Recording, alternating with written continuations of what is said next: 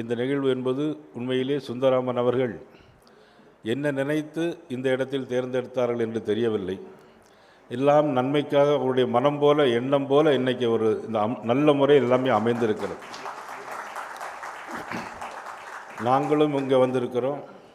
மத்திய அமைச்சர் வருகிறார், அகில இந்திய தலைவர் வருகிறார், பிரைம் மினிஸ்டர் மோடி மட்டும்தான் அங்கே வரல. மாபெரும் தலைவர் பாரத பிரதமர் நரேந்திர மோடி அவர்கள் அவர்கள் வாழ்கின்ற காலத்தில் நாமும் வாழ்கின்றோம். அதே நேரத்தில் பாரத பிரதமர் அவர்கள் நமது இந்திய நாட்டை இன்றைக்கு பொருளாதாரத்தில் 4வது இடத்தில் கொண்டு வைத்திருக்கிறார். இதற்கு முந்தைய எத்தனையோ கட்சிகள் இருந்திருக்கலாம்.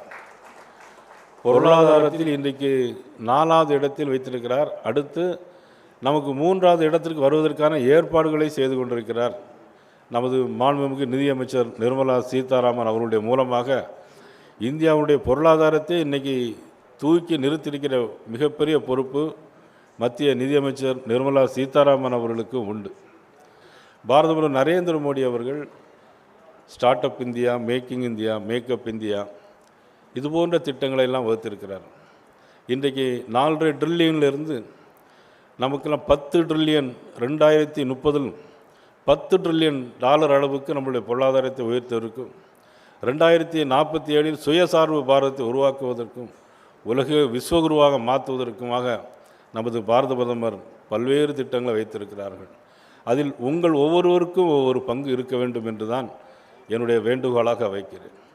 இந்தியாவில் இதுவரையிலும் இந்த மாதிரி தொழில்சார் வல்லுநர் பிரிவு எந்த மாநிலத்திலும் ஆரம்பித்தது கிடையாது.